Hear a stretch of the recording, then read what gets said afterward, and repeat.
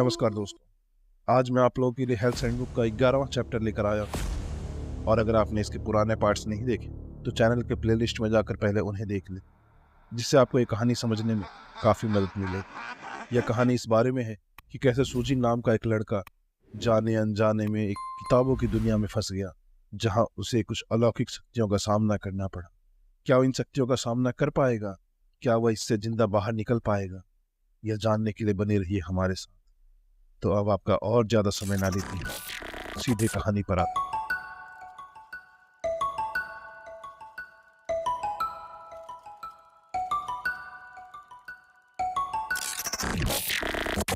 सुजिन पहले से ही इस चेहरे को देखने के लिए मानसिक रूप से तैयार था, लेकिन जब उसका सामना वास्तव में इस व्यक्ति से हुआ तब वह क्रोध से भर गया।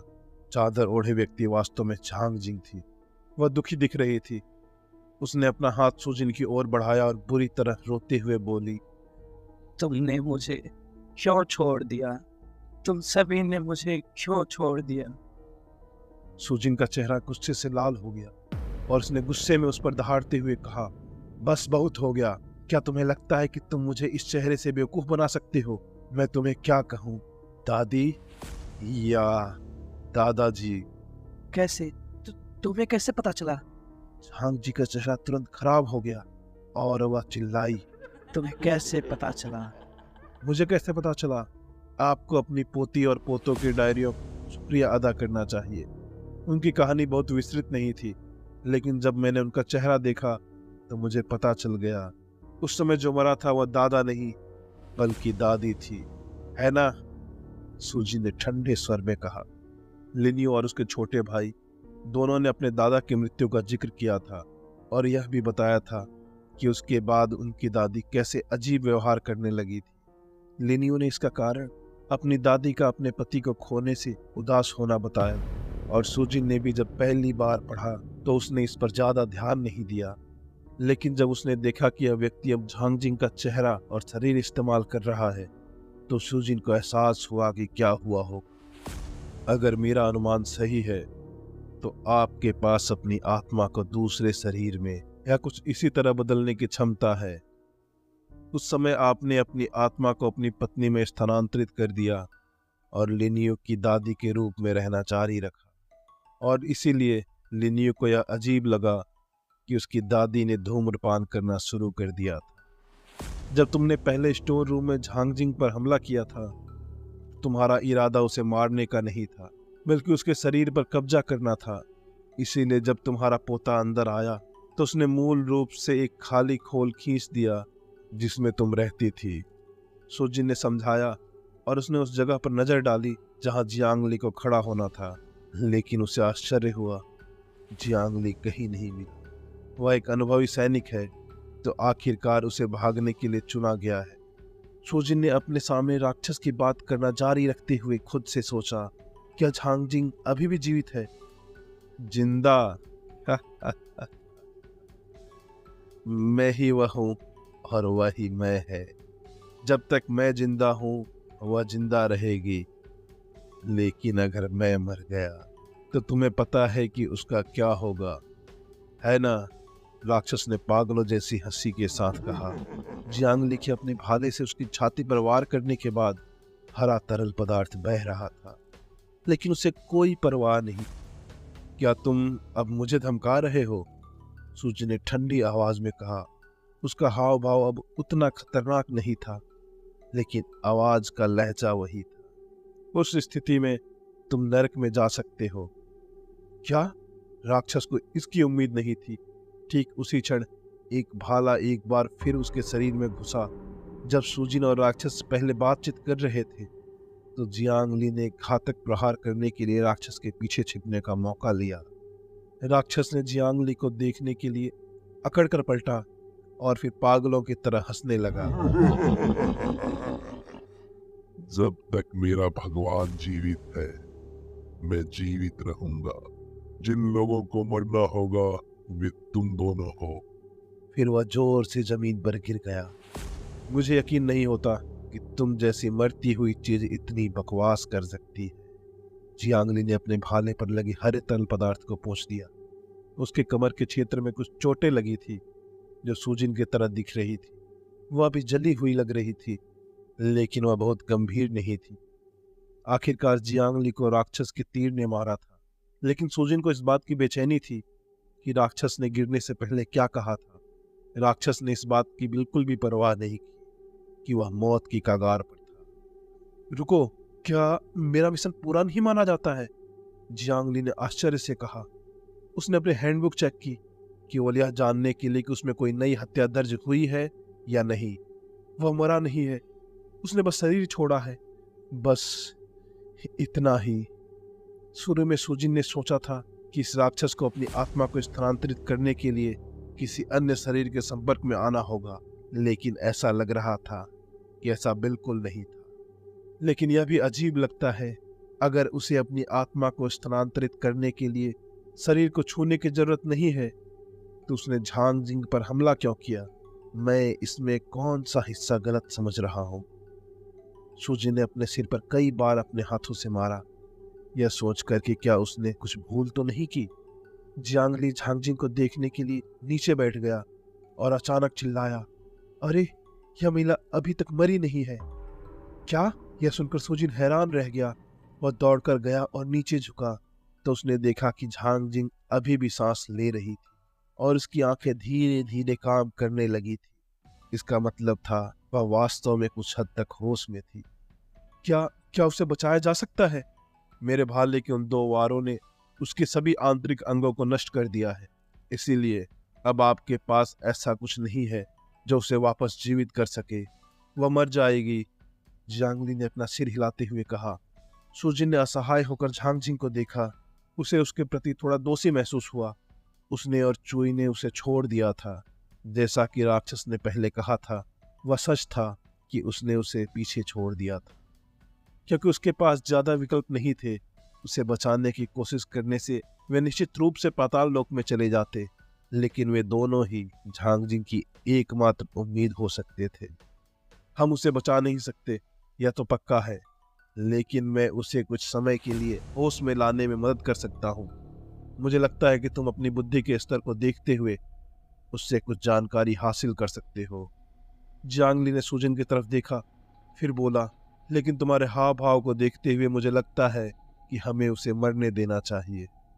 नहीं नहीं, कृपया उसे होश में लाने में मदद करें। सूजिन ने जियांगली से अपनी आंखों में दृढ़ निश्चय के भाव के साथ विनती की। जियांगली ने सूजिन के चेहरे पर भी दोषी भाव देखा था, इसीलिए वह आश्चर्यचकित था कि सूजिन अभी भी चाहता था कि वह उसे होश में लाने में मदद करे।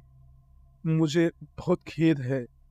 सूजिन को उसके प्रति खेद महसूस हुआ, लेकिन उसे नहीं लगा कि उसने उसे पीछे छोड़ने का गलत फैसला किया है। वे इससे पहले एक दूसरे को नहीं जानते थे, इसीलिए उसके लिए उस तरह की स्थिति में और ऐसे दुश्मन का सामना करने पर अपनी जान बचाना प्राथमिकता देना सामान्य बात थी। तुम्हें माफी मांगने की जरूरत नहीं है, असल में मुझे तुम्हारा शुक्रिया अदा करना चाहिए। उसका चेहरा बहुत पीला पड़ गया था, लेकिन ऐसा लग रहा था कि वह अंतिम स्पष्टता के क्षण से गुजर रही थी। उसने सूजिन की तरफ धीरे से मुस्कुराते हुए कहा, मुझे आखिरकार एहसास हो गया है कि किसी व्यक्ति के साथ होने वाली सबसे डरावनी चीज मौत नहीं है, यह है कि तुम्हारा शरीर किसी बुढ़े व्यक्ति के कब्जे में हो। बस यह सोचना कि मुझे अपनी बाकी जिंदगी ऐसे ही जीनी, मुझे वाकई बहुत पसंद है। सूजिन ने उसे देखकर कड़वी मुस्कान दी। झांगजिंग के जाने देने की क्षमता ने उसे अब और दोषी महसूस कराया और उससे कहा, तुम्हें अब इसके बारे में चिंता करने की जरूरत नहीं है, तुम शांति से जा सकती हो। मुझे भी यही उम्मीद है। जब उस बुढ़े आदमी ने मेरे शरीर पर कब्जा किया तो मैं उससे कुछ चीजें महसूस कर सकती थी। फैंटेसी टाउन के भीतर कुछ ऐसा है जो उसके भाग्य का फैसला कर सकता है और इतना शक्तिशाली है कि वह उसकी पूजा करता है। जब उसका अपने शरीर पर नियंत्रण नहीं था तो उसकी चेतना दब गई थी, इसीलिए वह वास्तव में इतना नहीं जानती थी। सूजिन ने भौं सिकोड़कर सर हिलाया और उसे धन्यवाद दिया। धन्यवाद, यह हमारे लिए बहुत महत्वपूर्ण जानकारी है। इतना परेशान मत हो। मैं नहीं चाहती कि धरती पर आखिरी चीज जो मैं देखूं वह एक चिड़चिड़ा चेहरा। झांग जिंग ने मुस्कुराते हुए कहा। सुजिन ने एक पल के लिए पलकें झपकाई और फिर मुड़कर जियांग ली की तरफ देखा। जियांग ली ने हमेशा की तरह अलग थलग भाव से उसकी तरफ देखा और झांग जिंग से आत्महीनता से कहा, इस तरह की स्थिति में मुस्कुराना वाकई एक महान काम है। ऐसी परिस्थितियों में मुस्कुराना विशेष रूप से महत्वपूर्ण है। झांग जिंग की आंखें धीरे धीरे ध्यान खोती दिख रही थी। जियांग ली की शक्तियां उससे ज्यादा समय तक जीवित नहीं रख पा रही थी। उसने सुजिन से कहा, वास्तव में मैं उस तरह का काम करती थी। आप जानते हैं, मैं एक क्लब होस्टेस। सुजिन को उम्मीद नहीं थी कि वह झांग जिंग उसे ऐसी बातें बताएगी और झांग जिंग को भी उम्मीद नहीं थी कि उसे जवाब देगा, लेकिन वह बोलती रही, यह एक गंदा काम है और मैं भी इसी तरह रहती हूँ। मुझे ऐसा हमेशा लगता था कि हर किसी को लगता था कि मेरी आलोचना करने का अधिकार है, और यहाँ तक कि जो लोग मेरे साथ सोए थे वे भी अचानक संत बन गए थे जैसे ही उन्होंने अपनी पैंट वापस पहन ली। मानो उनका मुझ पर जो आरोप लग रहे थे उससे उनका कोई लेना देना नहीं था। इस तरह की जिंदगी वाकई में थका देने वाली थी। यह इतना थका देने वाली थी कि मैं चाहती थी कि मैं एक दिन अपनी आंखें बंद करूं और फिर कभी न खो। लेकिन जिंदगी चलती रहनी थी, इसीलिए मैंने हर परिस्थिति में मुस्कुराना सीखा। चाहे मैं किसी भी परिस्थिति का सामना करूं, मैं हमेशा मुस्कुराती रहूंगी। मैंने हमेशा खुद से कहा कि अगर कोई मुस्कुरा भी ना सके तो जिंदगी कितनी दुखद हो। सुजिन ने कुछ नहीं कहा और चुपचाप उसकी बातें सुनता रहा। यहाँ तक कि जियांग ली ने भी उसे जल्दी करने की कोशिश नहीं की, क्योंकि वह वहीं बैठा रहा। लेकिन झांग जिंग की बातें जल्दी खत्म हो गई, क्योंकि उसका शरीर ठंडा हो गया और उसकी पुतलियां फैल गई। सुजिन ने धीरे से झांग जिंग की आंखें बंद कर दी। जब वह मरी तब भी उसके चेहरे पर मुस्कान थी। इस भयावह, डरावने और निराशाजनक शहर में उसकी मुस्कान अंधेरे में एक रोशनी की तरह थी, जिसने दूसरों के दिलों को गर्म कर दिया। वास्तव में सुजिन की अभिव्यक्ति भी धीरे धीरे बदलने लगी थी। उसकी दुखी निगाहें शांत होने लगी और उसके सिकड़े हुए होठ धीरे धीरे ऊपर की ओर मुड़कर एक स्वाभाविक मुस्कान में बदल गए। झांग जिंग चली गई थी, लेकिन जाने से पहले उसने सुजिन के लिए एक मुस्कान और एक यादगार उदाहरण छोड़ा था। अगर कोई मुस्कुरा भी ना सके तो जीवन कितना दुखद होगा। सुजिन ने चुपचाप यह सब दोहराए और फिर जियांग ली की ओर मुस्कुरा कर मुड़ा। चलो चले, तुम्हें अभी भी एक मिशन पूरा करना है। तुम्हारा क्या ख्याल है? क्या तुम बदला लेने जा रहे हो? जियांग ली ने मुस्कुराते हुए पूछा। उसकी मुस्कान पहले जैसी बेपरवाह नहीं लग रही थी। अरे हाँ, उसने मुझे इतना महत्वपूर्ण सबक सिखाया है, इसीलिए मुझे उसके इस काम के लिए उसका बदला चुकाना होगा। सुजिन ने सिर हिलाया। उसके ओठ मुस्कुरा रहे थे, लेकिन उसकी आंखों में दुर्भावनापूर्ण भाव था। मैं सचमुच आशा कर रहा हूं कि अब तुम बच जाओगे। क्या संयोग है, मैं भी यही उम्मीद कर रहा हूं। सुजिन ने हंसते हुए कहा और सीधे लिन्यू के घर की ओर चल पड़ा। इससे पहले उसने केवल अनुमान लगाया था कि लिन्यू के दादा जो राक्षस बन गए थे वे वहां दिखाई देंगे, लेकिन अब उसे पूरा यकीन था कि राक्षस लिन्यू के घर में ही इनका इंतजार कर रहा था। उन्हें घर पहुंचने में ज्यादा समय नहीं लगा। एक व्यक्ति जो पूरी तरह कंबल से लिपटा हुआ था गेट के बाहर उनका इंतजार कर रहा था, लेकिन इससे पहले कि वे कुछ कह पाते उसने कंबल हटा दिया और एक चेहरा सामने आ गया जिसे सुजिन जानता था। अब मैं समझ गया, इसलिए यदि आप किसी जीवित व्यक्ति को अपने वश में करना चाहते हैं तो आपको उस व्यक्ति के संपर्क में आना होगा, लेकिन यदि आप किसी मृत व्यक्ति के शरीर को अपने वश में करना चाहते हैं तो यह काम परेशानी वाला है ना? सुजिन को तुरंत समझ में आ गया जब उसने देखा कि अब उसका सामना यांग जिचैन के चेहरे से हो रहा था। तुमने सही अनुमान लगाया। चलो, मैं तुम्हें इनाम देता हूँ, सीधी नरक भेज कर। सुजिन ने हड्डियों से बना एक जाना पहचाना लंबा धनुष उठाया, जिसे वह अपनी पीठ पर छिपा कर रखा था और राक्षस की ओर लहराया। तुम्हारा हथियार अब किसी और के हाथ में है और तुम अभी भी इतने घमंड में हो। क्या इस बार तुम सच में ठीक हो पाओगे? क्या सोजिन इस राक्षस को मार पाएगा या ये राक्षस इन पर भारी पड़ेगा? झांगजिंग किस देवता के बारे में बात कर रही थी? क्या कोई है जो इस शैतान की रक्षा कर रहा है? क्या झांगजिंग इस किताबों की दुनिया से बाहर निकल पाएगा? क्या होगा अगले भाग में? जानने के लिए बने रहिए हमारे साथ, क्योंकि जल्दी मैं इसका अगला भाग अपने चैनल पर लेकर आने वाला हूं।